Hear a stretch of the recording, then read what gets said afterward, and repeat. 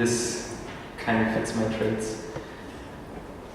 I've been trying to use secure communication since years. I use PGP, I use SMIME, I use Fish on IRC, I use off-the-record chat on Jabber, but it's all not there yet from a usability perspective to go into the market and to be used with my non-nerd friends.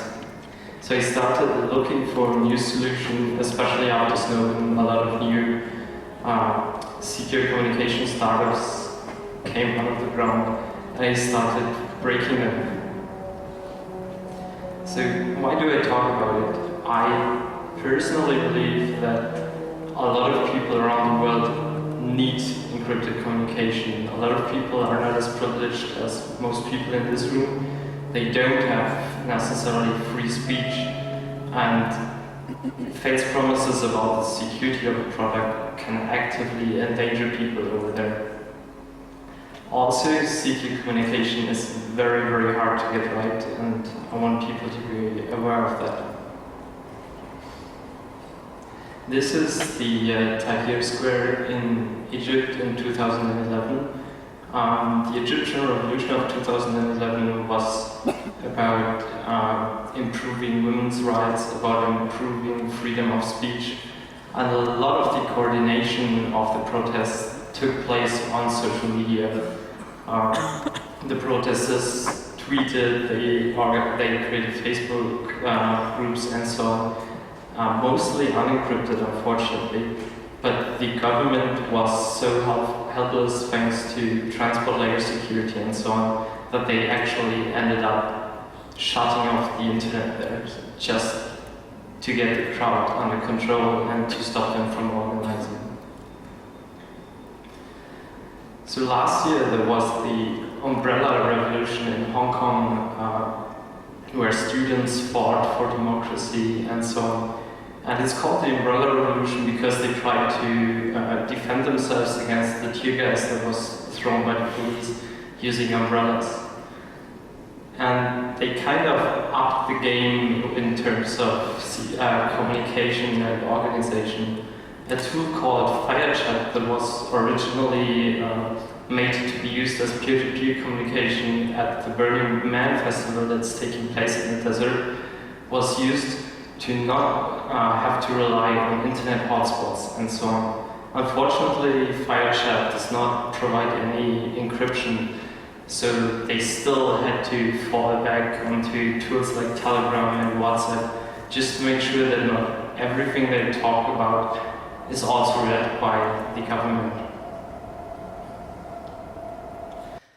Unfortunately, not enough projects out there are trying to tackle the hard issues of secure communication.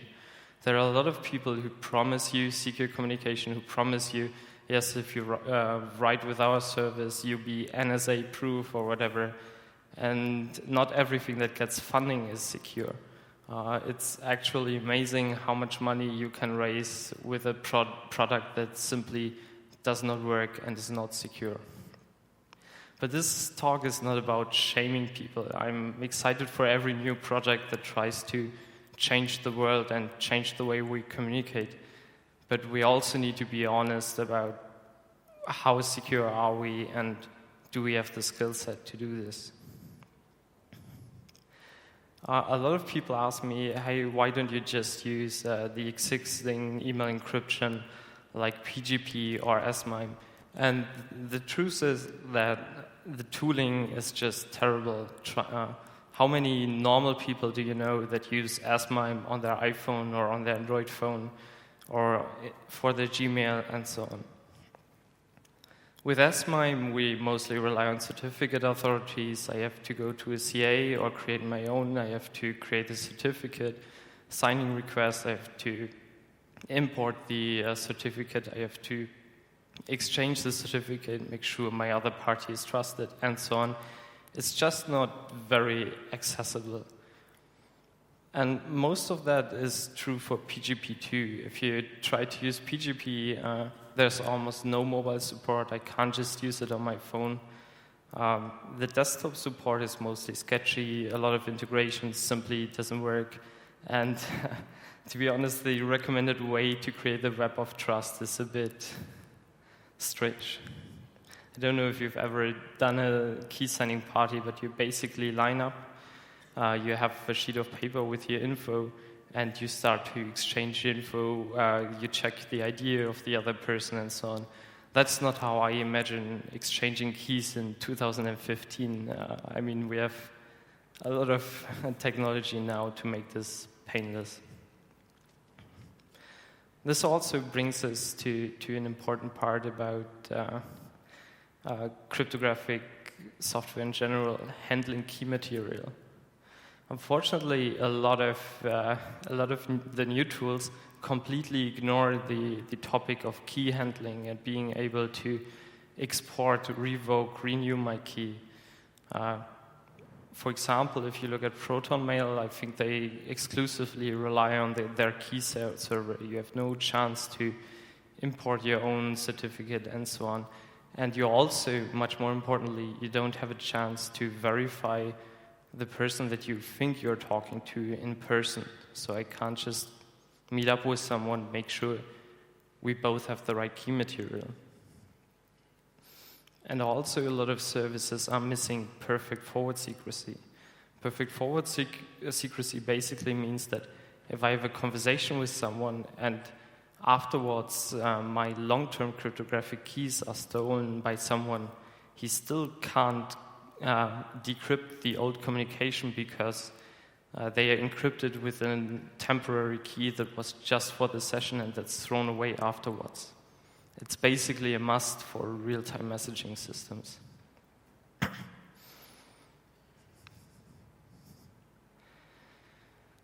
Yeah, a lot of the new tools use the web to try to provide secure communication to users. We have a lot of new webmailers. We had CryptoCat some years ago.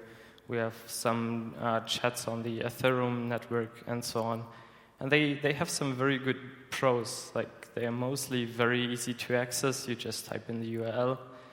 They can be made very, very easy to use. But unfortunately, they simply cannot be made secure. You can't just go to a homepage and expect to have secure communication with someone. And that's because of the delivery problem.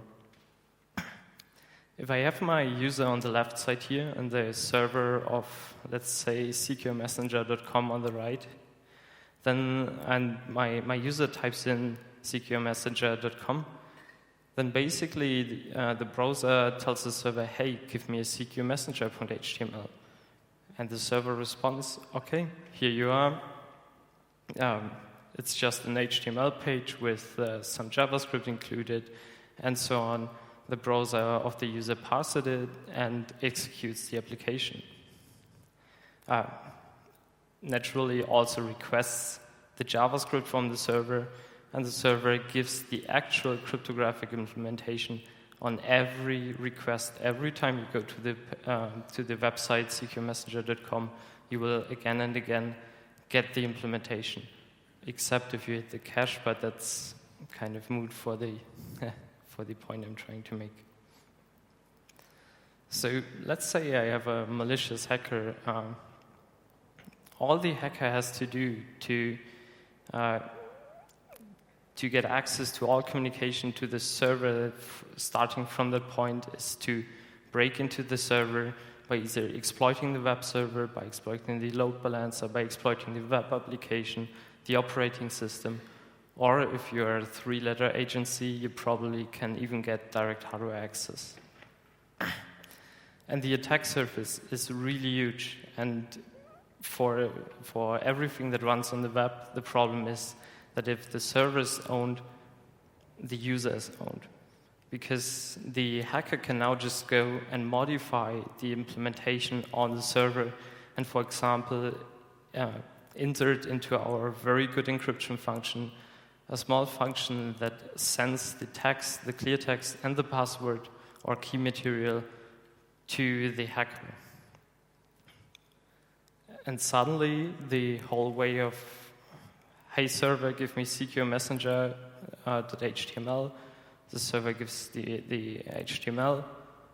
The user requests the JavaScript, and suddenly I have the malicious code in the JavaScript, and there's absolutely nothing the user can do to verify the integrity of the application they're using.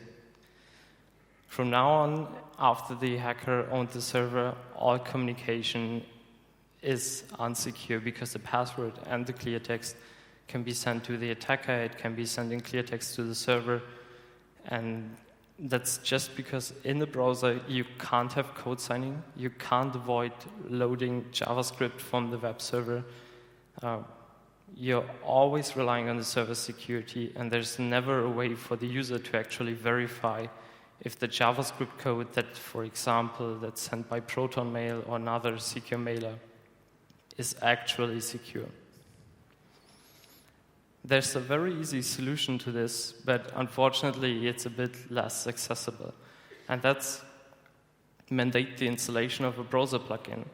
For example, CryptoCat, which was infamous at its beginning for for having some security bugs, for having a lot of trouble with getting secure, they said, okay, we accept that we can't make it secure in the browsers, so we start mandating a browser plugin.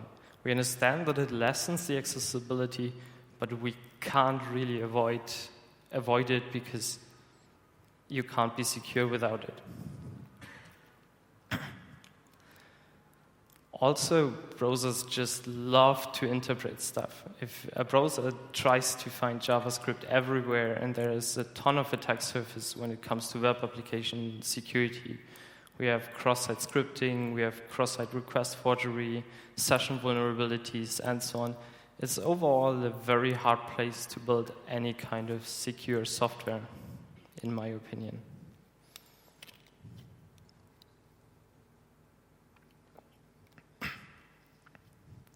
So even ignoring those problems, there are a lot of new services came up.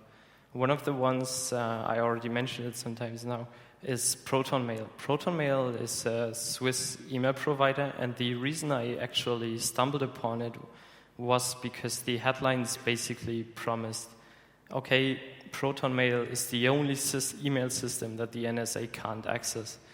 And we protect you against three-letter agencies, we protect you against your neighbor, against everyone. And obviously such a claim makes me very curious. Proton Mail is just basically an encrypted web mailer, think Gmail but with cryptography. It was founded in 2013 as a reaction of the Snowden leaks at CERN. It luckily uses existing cryptography, OpenPGP, no custom crypto involved. And they crowdfunded $500,000 to develop their service further and bring it to market. Unfortunately, it's also closed source. The first problems that you immediately see when you start using Proton Mail is that it's completely centralized around their servers. I can't host it on my own. I'm completely relying on their infrastructure. And every time I send an email to another Proton Mail address, they automatically use the key material that they have on the server. I have no way to actually verify, hey, is the key that I'm using to encrypt this message actually the key of the person that I'm writing to? Also,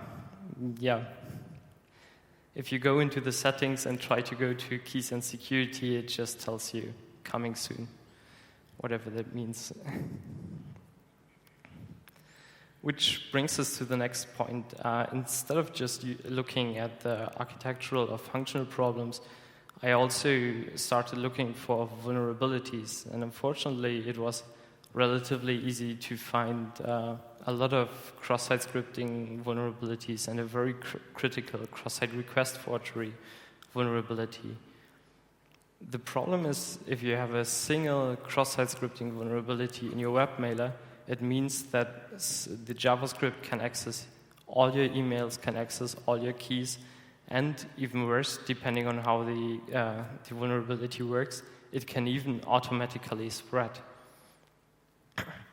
So to demonstrate this, I made this small video.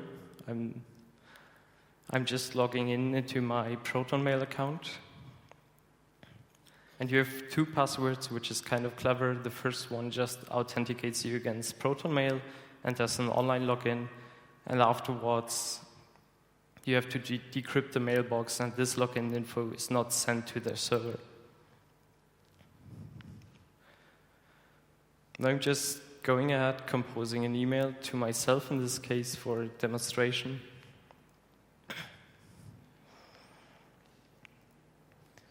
And I put some text in the rich text editor, bring up the web inspector to look at the HTML source in it, and just put in some JavaScript into the message body. In this case, I just want to bring up a pop-up saying, hey.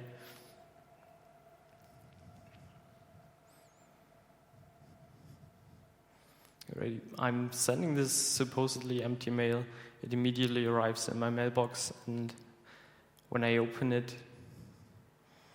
boom, I have code execution in my mailbox. And even worse, I can send this to anyone on ProtonMail, and as soon as they open the mail, they get owned.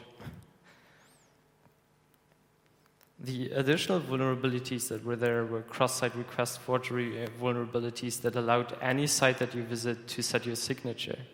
This signature, in turn, was vulnerable to cross-site scripting in all the emails you send. And so you can automatically we're able to automatically backdoor all future emails that are sent by the user. This is the code for it. It's not really interesting. It's basically just a hidden form, and it gets automatically submitted to ProtonMail, and if you're logged in, it will set your signature. And regarding the server security that I mentioned earlier, back last year, they basically had the OpenManage interface open in the web. They had VNC running, FTP, and SSH. Giving the criticality of the server in this whole infrastructure, this was kind of a problem. And one of the important things when building secure software is a good vendor response and a good response to security researchers, because you kind of rely on them to provide you with vulnerabilities, with info in the future. So on the 18th of May, just before Hack in Paris last year, I reached out to ProtonMail and said, hey, I've got some vulnerabilities. I got an immediate response promising me they will be fixed. And 10 days later, still no update. I told them, hey guys, what's up? Are we going to fix this? And the response was, it should have been fixed, but it wasn't. And so when they had 10 days later again, I asked if there's actually interest in talking to me about the vulnerabilities, or if they just suck in the info and then don't talk to me anymore. So a month later, after making sure that everything was fixed, I went public and demonstrated the video that I just showed on Twitter, which led to quite some press about it. And I feel like ProtonMail came off very, very badly. But actually, they've improved a lot since this happened. They now use, they improved their overall security quite a bit. They improved their infrastructure.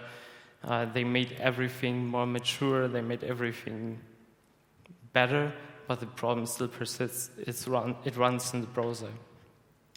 And as part of the feedback that I got from the press about the hack on ProtonMail, where a lot of services asked me to look at them.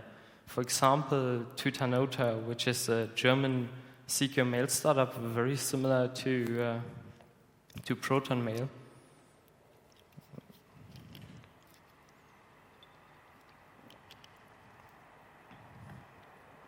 It's also located in Germany in this case, and the initial contact was via a journalist who wrote me, "Hey, Thomas, these guys tell me cross-site scripting is impossible on their webmailer."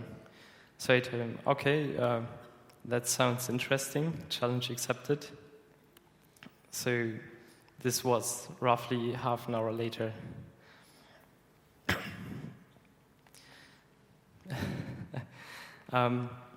The issues I found with Tutanota were, again, very similar with what I found on Proton Mail. So it seems to be quite systematic that webmailers are just a very hard thing to build. And in this case, there was cross-site scripting in the mail subject. When forwarding, when replying, there was a static session key making it impossible to log out my session. And you could just send forms and emails. For example, you could ask for the password of the user, and it would perfectly embed into the site and not cause any security warning whatsoever. As another privacy issue, they automatically loaded all external resources. So if you simply had an image tag in your email, it would automatically load the picture, giving external users the info that you've actually opened the mail and so on. Also, they decided to roll their own cryptography. It's based on RSA and IES, but unfortunately, there's no protocol description available. Yes, they are open source, but reading the source and reading a protocol definition is just completely different. And again, they provide no means of key verification. I have no idea what key is actually used when I send an email and so on. And on the positive side, I had a very positive vendor response with them. I wrote them, "Hey, here are the bugs." They fixed them very, very quickly. They were very open about the suggestions and publicly acknowledged the vulnerabilities very, very fast. Unfortunately, I got an email from the CEO afterwards who basically told me, "Yeah, you told the reporter what you think about the browser plugin. You could have just wrote it." I'm not the one writing the product. He is, so not my job.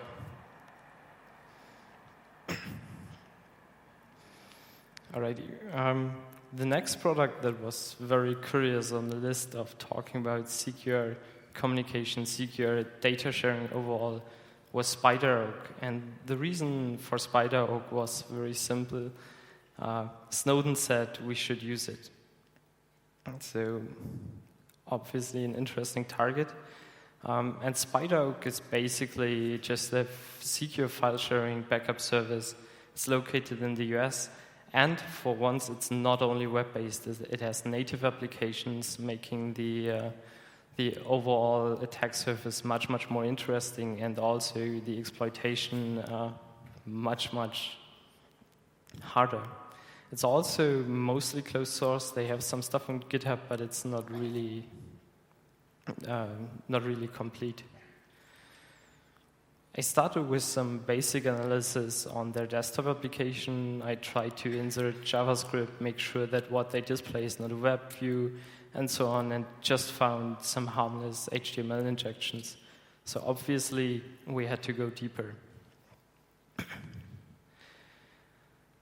When trying to reverse engineer the SpiderOak, I found that it was written in Python. The whole thing was just a package zip with a side package directory which contained all the Python object code. And I had to decompile it, I had to review the Python code. The protocol was not open source, so I had to understand how does the overall communication work, and so on. To give you an idea, on the left side, you can see the very unreadable Python object code, and on the right side, after decompiling, you get the full source code back, including comments, actually. So it was more or less a code review, and not so much of reverse engineering. And after looking through it for a bit, I found out that the server is provided with a remote procedure call interface, which gives the server the possibility to store files on the machine. And it also gives the server access to a small dedicated SQLite database in which it can do some bookkeeping on what has been sent already, what has been received. But the server, luckily, does not have direct file system access or anything, so it can't just steal your files, in theory. But turns out that SQLite 3 has something called runtime loadable extensions, which allow you to create plugins and extensions for SQLite and load them in at runtime. So the basic exploitation way was write a SQLite 3 extension with malicious content, compile it against the SQLite 3 version that was used and shipped by the Python version included in SpiderOak, and profit. So all I had to do to demonstrate it was mock up a small server software, compile a malicious shared object that talks according to the SQLite API, and get the client to execute some SQLite code, and bam, arbitrary code execution in the client. Now, vendor response with SpiderOak was amazing. They immediately responded. They immediately fixed it. They wrote me about the discussion because it was kind of a design problem. They publicly acknowledged it, including a description of the vulnerability, which is now gone. I don't know why. And 2 weeks ago, I even got an email from them that they started a bug bounty program and even want to give me money for the findings, so quite good. So let's go to the next product, Silent Circle. I have to say that the vulnerability disclosure is still in progress. We reached out to a CERT, emergency response team, to negotiate, to coordinate with Silent Circle. We're not very far in the process, so I can't talk about actual vulnerabilities and just show some other stuff, but still. Silent Circle was founded in October of 2012 in Maryland by a very impressive team, by a guy I admire a lot, Phil Zimmerman, who is the Z and ZRTP, a very common streaming encryption. He's the creator of PGP, and yeah, they also provide their apps at open source and say of themselves that they are open source advocates. But the truth is that all the GitHub repositories are very, very outdated. And you can try to build a project, but it's just not possible. And there is kind of a running gag about the silent changelog, because Silent Circle often releases new versions without giving you details on what security issues were actually fixed. To be fair, if you complain to them, they will include it in the next update description. But still, if the software that I rely on for my secure communication tells me, oh, there were security improvements, I need to know what it is. So yeah, as said, even just building the open source application is relatively hard. The Xcode project and so on is a bit sketchy. As it turns out, the provisioning server can disable end-to-end encryption, but at least it's indicated to the user. The problem is if you start reviewing their code on GitHub, it's very unclear what's still in the application itself, because it's outdated 3 years, so you might chase a vulnerability that's not there anymore. So this turned out to be quite a mess for us. We also found some funky code gems which is basically a safe string copy that does, if you take the normal string APIs, a buffer flow by design by just writing exactly 1 byte over what's normally expected to be the buffer size. Already, some other software I looked at that I couldn't include in this talk is Unseen.is, which provides secure chat and video and voice calls. Unfortunately, when I looked at it, the voice and video calls were not actually encrypted at all, and there was no indication whatsoever. In the chats themselves, we found persistent cross-site scripting, which again can spread automatically, can export your keys, and so on. And yeah, but the most critical thing was the video and voice calls were not encrypted at all, and there was no indication to the user whatsoever about it. SafeMail.net, another service which provides secure email and is very well liked in the darknet, gets a prize for general brokenness. It's just completely ridiculous. And Chiara Mail, he reached out to me multiple times and basically told me, I bet you can't hack me, blah, blah, blah. But the software simply doesn't work.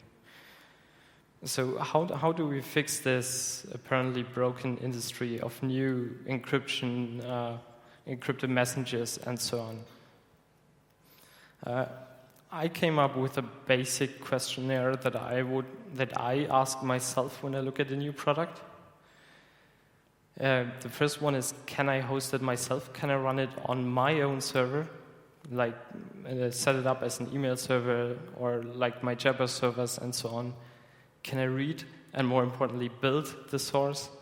Is the protocol known or documented? And no, the source code does not count as documentation because reverse engineering the protocol out of source code is not the same as being able to review the cryptography and just looking at a paper about it and being able to peer review it. And also what kind of metadata is stored on the server. The EFF, the Electronic Frontier Foundation, has a very similar messaging scorecard. As of now, it contains 39 secure to very unsecure messages. It's by no means complete, but it's a good place to start to improve this list, to check if it's up to date, because unfortunately I can't talk about all products they have on there here. But if you're interested in secure messages, it's definitely the site to check out. Also, there's the wonderful non-profit called Open Whisper Systems, which was founded by Moxie Marlinspike. Open Whisper Systems has dedicated themselves to providing open source, fully open source tools for secure communication. For example, Redphone and Signal are voice over IP clients that are very good and quite secure. Unfortunately, you can't run your own server, but all clients are easy to build, easy to download, and so on. The second recommendation I can give in terms of software is SureSpot. It's fully open source. The custom servers are supported. I can host them myself. Unfortunately, it doesn't have voice over IP, but it's still a very good way to go. Okay. With that, I would like to end my talk. I hope you enjoyed it. If there are any questions, please. I don't know if we have a microphone or...